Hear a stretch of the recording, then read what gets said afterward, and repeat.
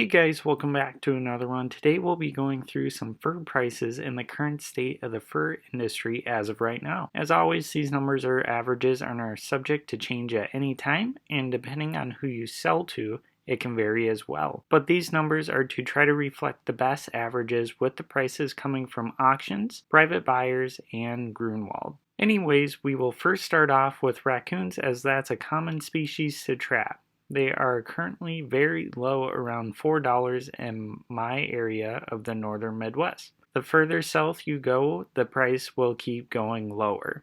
I have a connection in Missouri and he averaged $2.70 on his raccoons. Raccoons are having rough times in the auction houses as well as fisher, fox, and mink and will be held over for future sales at this time. Coyotes, while not being what they were last year, are still decent money with my area being around $50.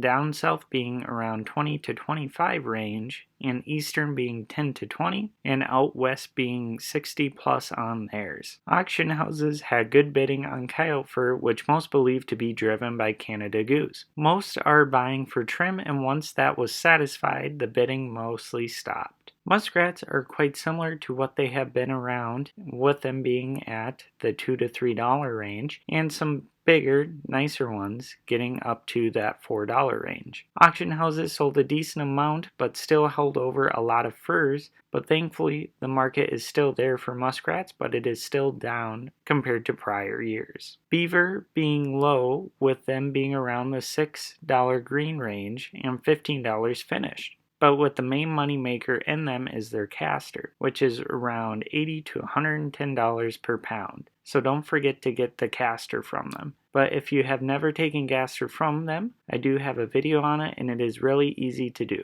Red and gray foxes are low and are better sold to local buyers for taxidermy if they are in great shape. That way you are able to get the most amount of money from them. Most will want them frozen on the carcass, but be sure to consult your taxidermist or local buyer for how they would prefer them. Skunks are going for $4 primarily for the novelty market, but the main part of their worth is their essence.